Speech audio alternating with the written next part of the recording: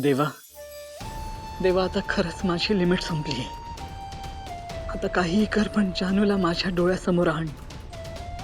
मी तिच्यासाठी वाटेल ते करायला तयार आहे. मी तिच्यासाठी पूर्णपणे बदलायला तयार आहे देवा. ती म्हणेल तसं जगायला, वागायला तयार आहे. फक्त आणि फक्त माझी जानू मला परत हवी आहे.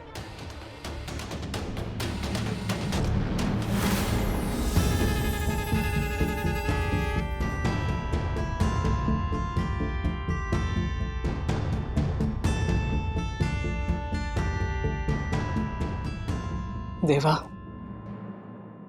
तुला तर माहितीच आहे माझ्या मनात काय आहे ते. प्लीज असं काहीतरी कर ज्यामुळे माझी जानू माझ्या डोळ्यासमोर येईल आणि ती कायमची माझ्याकडे परत येईल. प्लीज देवा.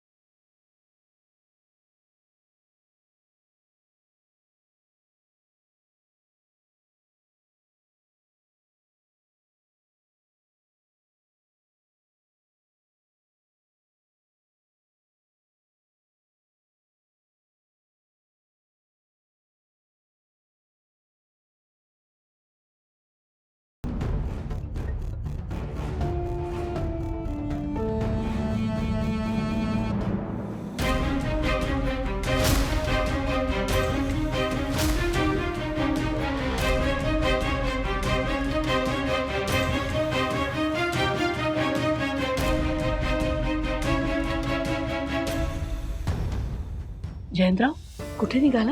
ऍक्च्युली आई, मला कपडे बदलायचे आहेत. ते सरबत सांडलंय कपड्यांवर. अहो पण तुमचा निर्जयी उपवास आहे आणि असं पूजा सोडून जाताय, बरं वाटत नाही हो. आणि कोट खराब झालाय, मला द्या ना, मी पटकन साफ करून आणते. नको आई, मला अनकम्फर्टेबल वाटते. मी निघतोच ना. क्या मनोभावे तुम्ही देवाला साकडं घातलंय आपल्या जानूसाठी. पूजा अर्धवट सोडून गेलात तर बरं वाटणार नाही हो. नाही, ते कपडे खराब झाले होते तर निघत होते ते. नाही, आलं माझ्या लक्षात. माफ करा, मी तुमच्या मध्ये बोलतेय, पण मी काही मदत करू शकते का? तुम्हाला कपडे बदलायचे असतील तर आणून देऊ शकते मी. हां लक्ष्मीताई. हो ना. सॉरी, पण मी इतर कोणाचेही कपडे नाही घालू शकत. मी एक काम करतो, मी हवं तर जातो आणि परत येतो. अहो नाही जयंतराव, असे वापरलेले कपडे कोणाचे देणार नाही. आमच्याकडे नवे जोड आहेत ना कपड्याचे, म्हणजे ते आणून देऊ शकते मी. हे फार बरं होईल. जयंतराव, खरं तर हे माझ्यासाठी खूप अनकम्फर्टेबल आहे. पण मी इथून गेलो आणि तेवढ्यात इथे जानू आली तर तिने मला बघितलंय. फोन करून मला सांगितलंय की ती इकडे येणार आहे. याचा अर्थ ती इथे आसपासच कुठेतरी आहे आणि मी इथून निघण्याची रिस्क घेता कामा नये. जयंतराव, त्या म्हणतायत तर. जयंतराव, तुम्ही जर नाही म्हणालात ना तर मला असं वाटेल की आमच्या आदरातिथ्यामध्ये काहीतरी कमतरता राहिली. Okay, thank you for your offer. मी कपडे बदलून इथेच थांबतो. हो, या मी दाखवते. या ना, आलेच. हो.